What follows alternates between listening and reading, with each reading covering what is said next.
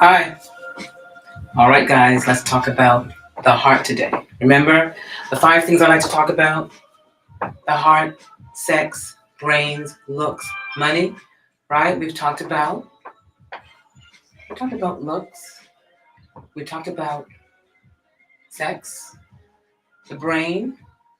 Let's talk about the heart, okay? The heart right here, right? And it is the central pump. Ba-boom, ba-boom, ba-boom. See, contracts, relaxes, and contracts. And it pushes blood throughout the body, right? To our brain, our legs, our arms, our organs, right? Especially our sexual organs. So you've got to understand how that heart pumping is crucial to your sexual function, right? Otherwise, you cannot function sexually. What do I mean? Okay, let's take an example, right? High blood pressure. The most common thing I see in my practice, right? That blood pressure is key to be responsible for the pumping action, right? Because if the blood pressure, which is the peripheral circulation, right? The vessels that come out from the heart. So you've got all these arteries that come out. So arteries send blood to the organs, veins bring back blood to the heart to get oxygenated again, right? And then go back and do that circle all over again, right? So when the circulation, the heart is pumping and that peripheral circulation, the arteries are tight, right? The heart cannot pump and get the blood through. So important for your blood pressure to be nice, big, open, and low, right? Where do I want your blood pressure? Everyone in my practice knows I want that blood pressure less than 120 over 80, all right? Did you hear me, y'all? I said less than 120 over 80. So if you're 122 over 82, I am not happy at all. I need that blood pressure 117 over 70. Okay? That is where the heart is happy, blood is moving all over the body, especially to that groin, where that groin needs to be able to get as much blood in there for our men and for our women, to the penis and to the clitoris, to improve its sensation and its response to sexual stimulation, right? So we've got to make sure that we can actually feel things. But if we don't have blood flow, then we cannot feel, right? It just dies, it becomes dead and less sensitive, and it can't work, it can't function. So you'll fail to have that big O that I want you to have, right? Again, the blood pressure has to be open, right? So, okay, let's say this is your heart, right? You can see that? Can you see that? We can see that. All right below the heart is the groin, right? So let's do groin, right here, right? Whether it is your penis or your female genital organs, right? We need to have that area really, really nicely perforated. And when you see that main artery coming down here, this is the aorta, okay? So that main artery connects the two. So when the heart is pumping, boom, boom, it's actually sending blood down to the groin, again, the female and male genital organs, and it's going to actually supply blood flow and enable you to function sexually, okay? Now, if the blood pressure is high, it means that the squeezing of the arteries is occurring and you cannot get blood to that groin. So once we reduce or improve your blood pressure, it starts to open up and allows blood to flow. Okay? And that is key in terms of making sure that you can function sexually, right? So if we can do whatever, whether it's exercise, whether it's eating better, eating right, taking your blood pressure medicines for those that have high blood pressure, or just, meditating, right? Being in a loving relationship with someone, right? And that's the connection to the heart, right? The heart not only physically needs attention, but it also needs attention in terms of social attention, right? Your special partner, your loved ones, your family, right? Your family comes first, right? In terms of people that you're going to care for, right? So I'm going to ask you all to make sure that your family that you care for have a good blood pressure reading, which means I want that blood pressure checked. If you're not checking your blood pressure, there's no way you're going to know what your blood pressure is. And I know so many people that do not check their blood pressure. How often? It depends. If it's good, you can check it maybe once a month, twice a month. If it's not good, I want it checked every day until it's good, right? I don't care who you're seeing, what doctor you're seeing, you make sure that that blood pressure comes down to less than 120/80. Yes, less than 120/80, okay? If you're having a hard time getting that blood pressure down, I'm going to attack your diet, all right? Throw out the sausages, throw out the bacon, right? Salt goes out the door, no saltine, chips, crackers, whatever. You can't because that increases your blood pressure. So if you're taking medication and you don't want to add more medication, address the diet, all right? I'm going to make it easy for you guys. Look at the most common food you're eating on a daily basis that has salt, or is processed junky food, and slowly get that out of your diet. Okay, you want to make sure that the food that you're eating is not increasing your blood pressure, and trust me, it does.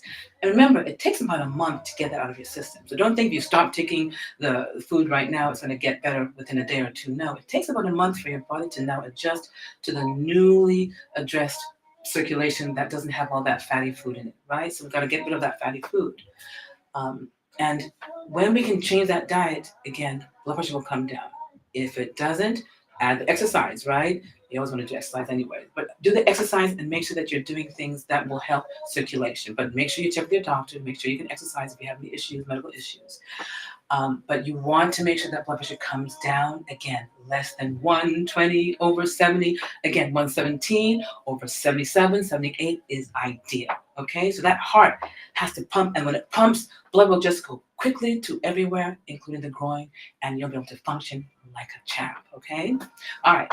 So let's talk about the heart in terms of love, right? We talked about the 5 different things that I think is important for us to focus on and to know, which is 1, 2, 3, 4, 5, right?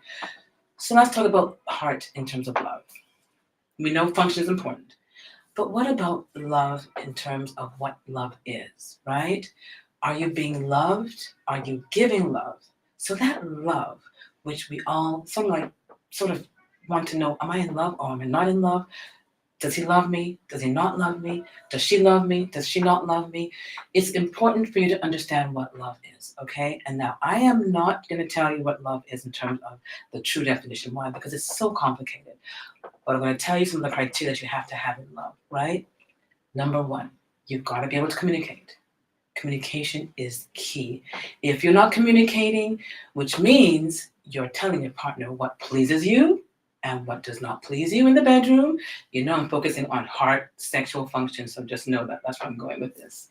So you got to tell your partner what pleases you in the bedroom, because that's love, communicating love with your partner, saying to your partner, ooh, I like this, I like that, don't like this, don't like that. Be open, be free, make sure your partner knows. Again, men tell the women, women tell the men, women tell the women, men tell the men exactly what you want. And trust me, there are people that do. So join the bandwagon and make sure you're telling your partner what you want and don't like, right? Now, here's the thing. I am big into climbing that ladder, which means elevating the game, doing things that are spicy, doing things that might get your partner aroused, and again, get the blood flowing, get the circulation pumping, right? So it's important for you to be able to know what your partner likes and doesn't like. So you're going to have to increase those games in the bedroom, right? I'm big into doing things that will help the mind, right? Brain is my thing. What can you do to make that brain go wild, right? So think of things creatively to turn on that heart pumping, to turn on the brain and get the circulation moving, okay? So that love has to have communication. That is key. Now, if he's not communicating, get on it, all right? Get down to the nitty-gritty. Why? Go into the family history. Is there a reason why he's not communicating or she's not communicating? How did she grow up? Did she have loving parents or not? Was she single? So, I mean, brought up alone? Did she have, was she in a foster home? Did she have any abuse, any, issues with her parents in terms of abandonment and stuff? So you gotta sort of like get into that and then get counseling for that, please. We all need counseling. I say this all the time. Every single one of us, me, you, everybody needs counseling. Please get counseling. Find out where your brain is, okay? So when you're in love, you communicate. When you're in love, it has to be a two-way street. So you gotta know, is it going back and forth? Are both of you sharing? Are both of you caring? Are both of you going places together? Are both of you involved in cherishing each other, right? So I'm big into making sure that it's a two-way street. If it's not a two-way street, get out of the relationship. I'm sorry. That's what I feel. If you're not getting love back, you don't just give love and give love and give love without getting love back. You've got to receive love back. Now, who defines that receiving and giving? You do. You tell your partner, right? The five languages of love, right? You tell your partner how you want to be loved. You tell your partner when you want to be loved. And you tell your partner exactly how you feel in terms of what they're doing right or doing wrong. Okay? So that two-way street is crucial for me, all right? And the third thing I like to focus on when it comes to love is, again, sex. You've got to have great sex. Sex is the way you communicate love. Yeah, I know some people say the way to a man's heart is food. I'm sorry, I don't agree. The way to a man's heart is sex. Great sex to blow their mind, right? But to do that, you got to be healthy. To be healthy, you got to check your blood pressure. That's the first thing, right? Because it can cause a lot of problems, right?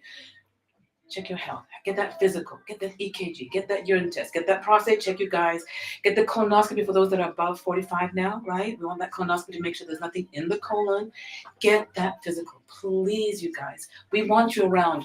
Too many of you guys are leaving us women alone, right? We don't want to be alone. We need you. Women, get on your guys. Tell your guys, if you don't get a physical, you withhold. I'm sorry, withheld. You withhold it. Yes, you say, nope, none of that until you get your physical. Okay, guys and girls, you've got to make sure that you take your man to the doctor to get the physical, right? Primary care doctor, you need a primary care doctor. And if they need a specialist, of course, to see a specialist. And whatever disease you have, I don't care what disease you have, beat it.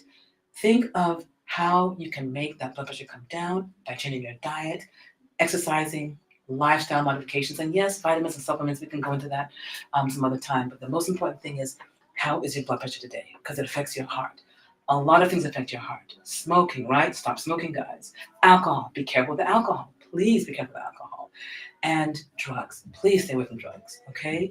Most of all, remember safe sex between consenting adults, right? But get that heart checked and make sure that you have a great heart so that you can, in the bedroom, have great sex, okay? Greater sex, greater health, greater sex. Okay, guys? Till next time. Ciao. Bye.